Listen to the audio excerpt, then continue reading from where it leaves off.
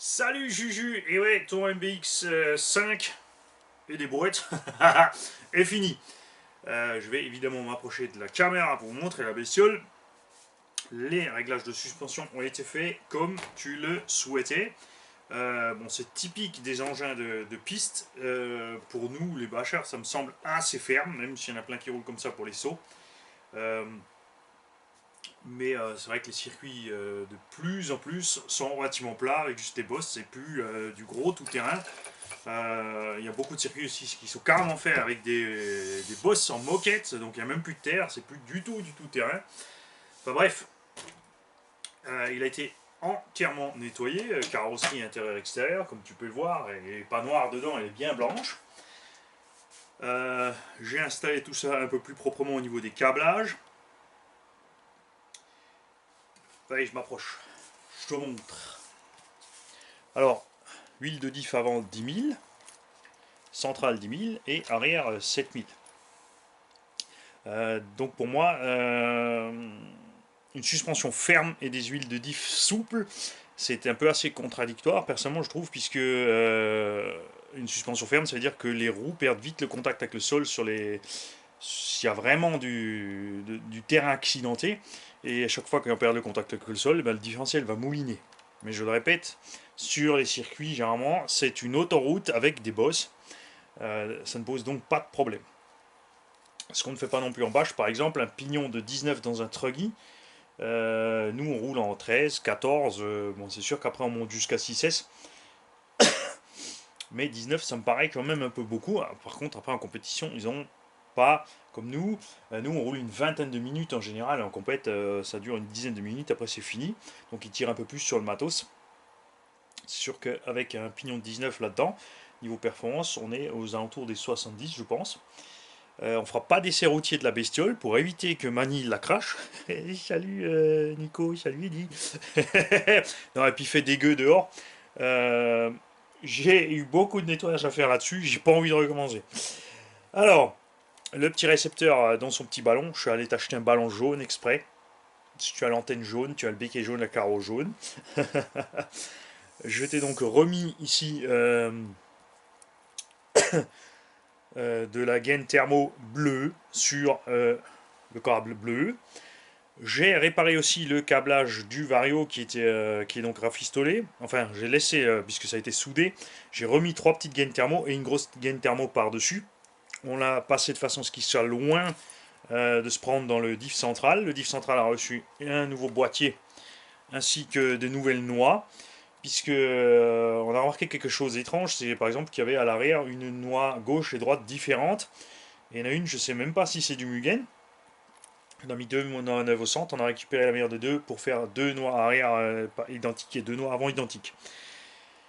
Euh, Faudra à l'occasion penser à remplacer les cardans centraux ou les axes de cardans centraux si tu peux les avoir séparément.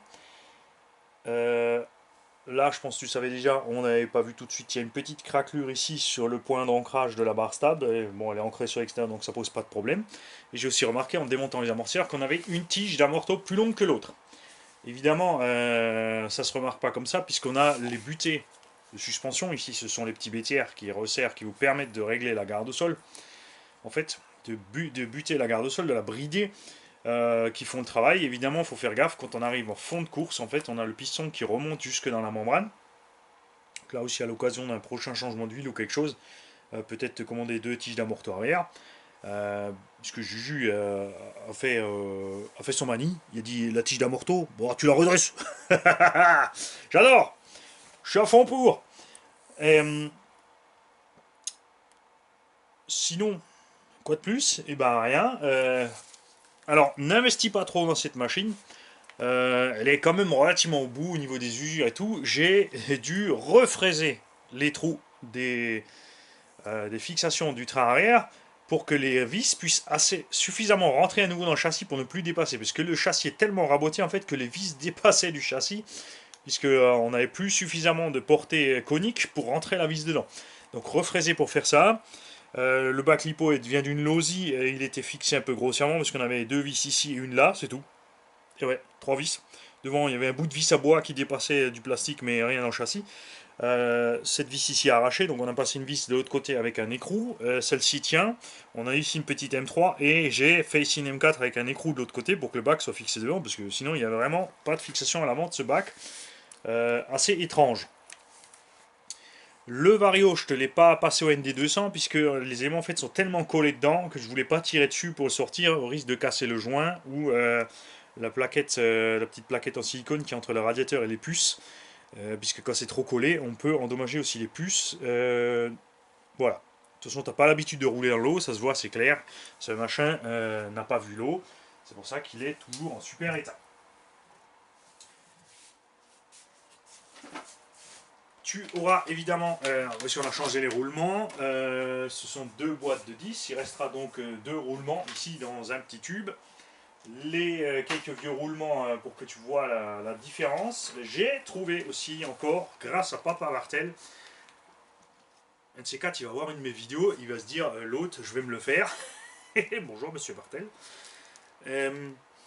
Qui avait encore des cales de train pour ton train avant, pour ta plaquette qui était bricolée bizarrement avec des rondelles, et bien sûr les sachets avec les références des pièces qu'on a utilisées et les huiles que tu m'as ramenées. J'ai donc soudé tes trois lipos en EC5 ici, et j'arrive, bouge pas. Voilà. J'ai fait des câbles de charge à Juju, puisque ça c'est un peu une farce en fait, quand on achète un chargeur, on reçoit des câbles de charge. J'en ai là. J'en ai un ici, voilà, qui est un petit peu endommagé que je dois refaire pour vous le montrer. Vous recevez des câbles de charge avec un demi-millimètre en fait de câble à l'intérieur seulement. Et avec ça, on vous dit par exemple sur un TS16, ou enfin c'est des chargeurs de 16, 20, 25 ampères, et sur les nouvelles lipos qui peuvent encaisser des charges pareilles, on vous donne un petit câble comme ça qui ne peut pas. Donc moi, je fais des vrais câbles de charge, et pas des câbles de charge de... J'allais dire un truc, après on va à nouveau m'attaquer en justice. On a donc du 12 AVG pour les câbles de charge, et je t'ai mis des fiches bananes, un petit clin d'œil avec le look de ta carrosserie, blanc et vert, de Monsieur Rossi, et pas Carpi Rossi ou autre chose Rossi. Alors, quand j'ai fait la vidéo où j'ai montré cet engin, j'ai compté, enfin, j'ai exprès, parce que Mani il est méchant, dit plein de conneries pour voir si les gens suivaient. Ben, il n'y en a pas beaucoup qui ont suivi, puisque ceci est un Big 5. Alors vous allez me dire, ouais, mais bon, la carreau était du 7, dur à voir, c'est vrai, un peu. Par contre, au moment où je suis passé sur les cardans, ceux qui ont l'habitude de ces machines auraient dû tilter. Il y en a un qui l'a vu. Alors, l'avantage de ce MBX5 par rapport au 6 et 7, c'est que les roulements sont tous standards. Il y a 20 roulements dans la machine, ce sont tous les mêmes. C'est absolument génial d'un point de vue tout simplement économique, c'est pas cher. Les 16 par 8 par 5, ce sont des roulements très fiables de leur dimension par rapport à la taille et poids de la machine. C'est sûr que d'avoir la tête de cardan dans la fusée permet plus de débattement. En même temps, en compétition, ça sert à quoi d'avoir plus de débattement puisque tous les compétiteurs limitent leur débattement. En fait, c'est assez paradoxal. Donc les têtes de cardan dans les roulements, c'est mieux venu en fait en bâche. L'autre avantage par contre de la tête de cardan dans le roulement, c'est que l'axe est prisonnier par le roulement, ne peut donc pas se barrer.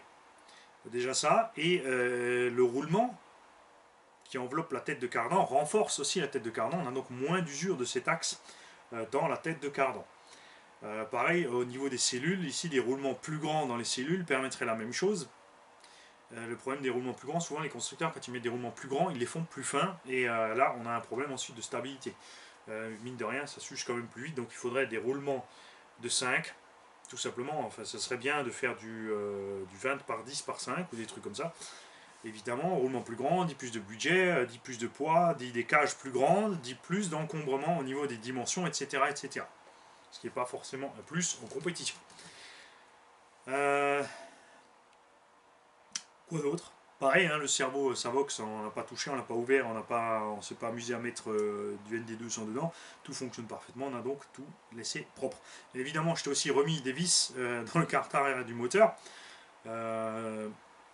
Parce que là il n'en restait plus qu'une qui était prête à perdre le carter arrière, donc dommage du moteur, et là ça fonctionne impeccable. Il y a évidemment des petits jeux à droite à gauche, hein, c'est une vieille dame, mais elle fait son boulot. On n'a pas exagéré sur les réparations, bien sûr. Maintenant, on pourrait dire, ouais, il fallait encore changer les cardans, il faut encore changer ci, il faut changer ça. Je ne suis pas un adepte de tout changer pour dire qu'on a tout changé. Moi, je suis un adepte de tu finis ta pièce, quand elle est cassée en deux, elle est usée, ensuite on change. Voilà. Je suis bien content de voir que Juju aussi tire son matos jusqu'au bout, parce que c'est dommage, c'est vrai, de balancer des trucs parce qu'ils sont à moitié usés et ensuite les avoir en stock dans un tiroir et ça sert à rien. Tout simplement, vaut mieux finir le matos, surtout qu'il roule en loisir. En compétition, on fait pas ça puisqu'on risque de casser pendant la course. En loisir, on s'en fiche. On s'amuse, on s'éclate, on casse, on va récupérer le véhicule, on répare, on repartira à la manche suivante, il n'y a pas de souci là-dessus. Alors, je te dis à bientôt, Juju. J'espère que tu vas pouvoir venir chercher l'engin et qu'on aura le temps cette fois-ci de se partager un repas ou un café au moins. Si t'as pas le temps, bah, tu me le dis, bah, on fera par la poste, sinon, etc. Enfin, on va bien réussir. Moi, je suis totalement fan du sticker Monsieur Patate. Voilà. Salut les gars, et à bientôt.